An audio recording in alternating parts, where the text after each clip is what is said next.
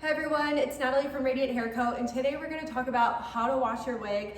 I know it can be a little intimidating, and if you haven't done it before, I can promise you that it's very low maintenance. You only have to wash your wig once every 3 to 4 weeks. However, during the summer, if you're doing more activity, if you sweat in your wig, please feel free to wash your wig. I do have to say, when it comes to washing your wig, it's really important on how gentle you're doing it, making sure you're following all the steps, because the longevity of your wig, the lifespan of your wig, will really depend on how much you're washing it and if you are washing it correctly. So today I'm going to be washing this 20-inch or 22-inch custom red. The waves on it right now is from a deep waver, that's why it's kind of more of a mermaid wave. But I've been wearing this wig for a while. She's overdue for a wash. If you're someone like me, I tend to procrastinate on wig washing days, so when I wash my wigs, I usually wash all of them. But for today's tutorial, I'm going to be washing this red. Talk about where to wash your wig. So I have a wig washing bucket. You can also do it in a clean bathroom sink as well. And what's really important is that you're going to use cold water in the sink or bucket. The wigs are going to be naturally on the drier side, so what you want to do with drier wigs, dry hair, is to use cold water, because if you use warm or hot water, it's going to kind of, since the hair is really dry, it's going to really cling on to something. So for example, I used to have a blonde wig. I used warm water and then I put purple shampoo, and it actually made the wig purple, and it was a huge mistake. So using cold water is really important, being really gentle, and then you're going to want to mix the shampoo in the bucket already, so it's just kind of soapy water that you're going to be dunking your wig into. Today I'm going to be using Authentic Beauty Concept Cleanser, anything sulfate-free, color safe, that is going to be gentle on the hair. The hair, again, is naturally going to be on that drier side, so anything hydrating is a bonus.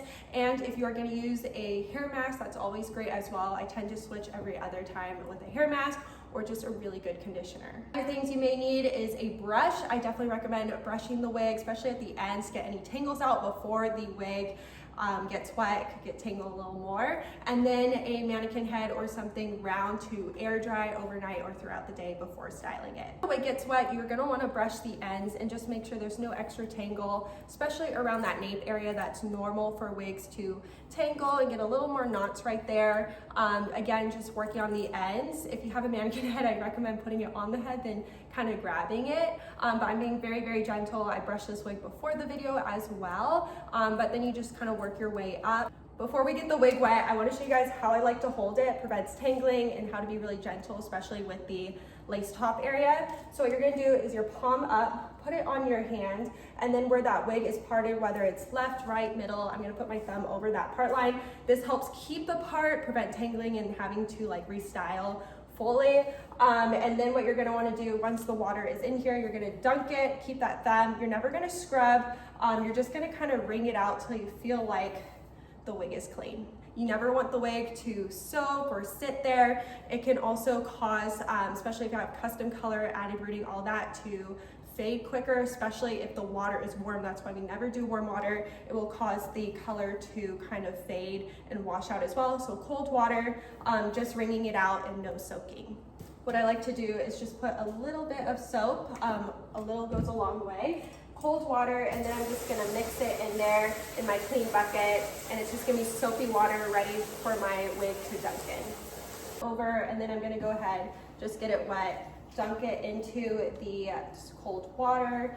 And what you're gonna do is just kind of wring it out, never pull on the hair, just a light squeeze, just guiding the water in. You might notice that the water might discolor, which is totally normal, especially if it's your first or second time washing the wig, or if there's like any color service on it. It is totally normal. Every wig will do this, and basically you're just gonna wanna kind of guide the water. And I kind of do this about 12 to 15 times till I feel like the wig is clean. Also, please don't forget to wash the lace. So you'll flip the cap upside down. You can either put just a little bit of soap right here, kind of scrub it, and then just rinse it out as well. This kind of gets extra makeup and oil as well on that lace, so you definitely want to clean it. And that's pretty much it. And then I'm going to go ahead and rinse it with cold water. Very gentle. I like to just kind of put it on low because you don't want it to blast on the knots. So very gently on a low setting. I like to keep my thumb right here and just use cold water to wash the lace area and rinse out the soap. You want to do it on a very low setting so it's not blasting where the knot is tied, and just rinsing that out before putting conditioner onto the wig. You can either use a hair mask or a hydrating conditioner. I'm gonna be using this one from Authentic Beauty, and you're just gonna wanna put it towards the ends. Maybe I like to put it a little bit around the face framing because I tend to curl those a little more and have to put a little more heat on those. But you never wanna put it by the lace or knot area because you don't want to undo the knots or cause the hair to have any fallout. Once you kind of wring out some of the water, I put it towards the ends. I also like to make sure I'm putting it by the nape area because that place does get a little more tangled, which is totally normal for wigs.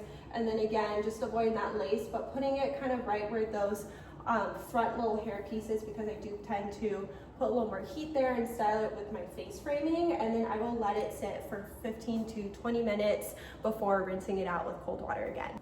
Once you rinse the conditioner off of the wig, I like to grab my mannequin head. If you have a stand, perfect. If not, just anything round to let the wig air dry. And before I put it on the mannequin head, I do like to make sure the straps are on the loosest setting, just so it can relax and not tighten or like stretch. And it's really important to make sure you have a mannequin head that fits your wig properly.